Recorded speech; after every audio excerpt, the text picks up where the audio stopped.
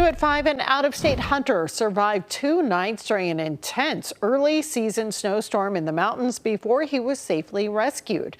Search and rescue teams from 19 different agencies were helping with the rescue last week after the hunter was separated from his group in the northern Colorado wilderness area.